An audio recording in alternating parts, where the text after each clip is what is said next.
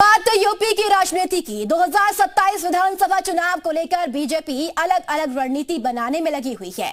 अब बीजेपी मुसलमानों को साधने की तैयारी कर रही है। इसके लिए साल में नई रणनीति पर पार्टी अमल करना शुरू कर देगी। बीजेपी अल्पसंख्यक मोर्चा को इसकी जिम्मेदारी दी जा सकती है।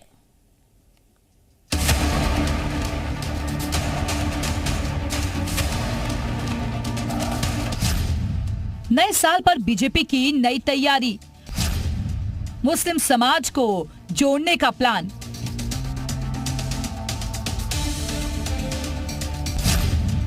कुंदरकी की जीत से मिल गया नया बल, मुस्लिम बाहुल्य इलाकों में अभियान।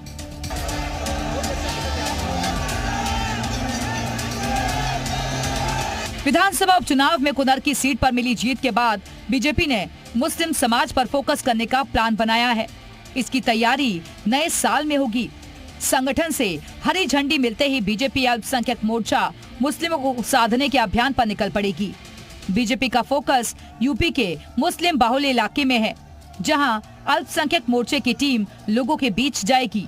मुस्लिम समुदाय के लोगों को पार्टी से जुड़ने की अपील करेगी, ताकि आने वाले विधानसभा चुनाव में पार्टी का वोट बैंक पहले की तुलना में ज्यादा बढ़े। पूरी पार्टी, हर कार्यकर्ता, अल्पसंख्यक मोर्चे के सभी लोग अपने सदस्यता के बाद और सक्रिय सदस्यता के बाद अब बूथ के काम पर लगे हैं। बूथ के बाद मंडल के काम में रहेंगे।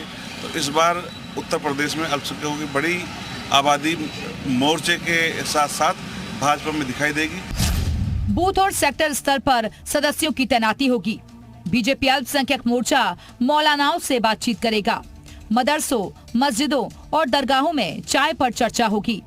मुस्लिम बस्तियों में कौमी चौपाल का आयोजन होगा। मुस्लिम युवाओं के साथ पीएम और सीएम के कार्यक्रम की योजना है। मुस्लिम युवाओं को नौकरी और सरकार की योजनाओं की जानकारी दी जाएगी। मुस्लिम महिलाओं के साथ संवाद कार्यक्रम होगा। डॉक्टर, इंजीनियर, प्रोफेसर से बातचीत की जाएगी। मुस्लिम कॉलेज में सेमिनार का आयोजन किया जाएगा।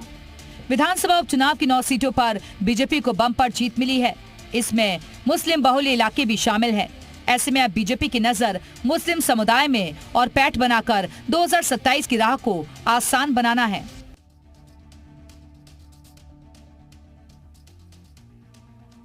बीजेपी अल्पसंख्यक मोर्चा पूरे साल भर लगातार कई कार्यक्रम करेगा, कई अभियान चलाएगा। हालांकि इस पूरे कार्यक्रम को लेकर जो केंद्रीय नेतृत्व है उसके से हरी झंडी मिलने के बाद ही ये तमाम जो कार्यक्रम जो हैं वो तय किए जाएंगे। कैमरामैन देशा सिंह के साथ विशाल रघुवंशी, जी मीडिया, लखनऊ।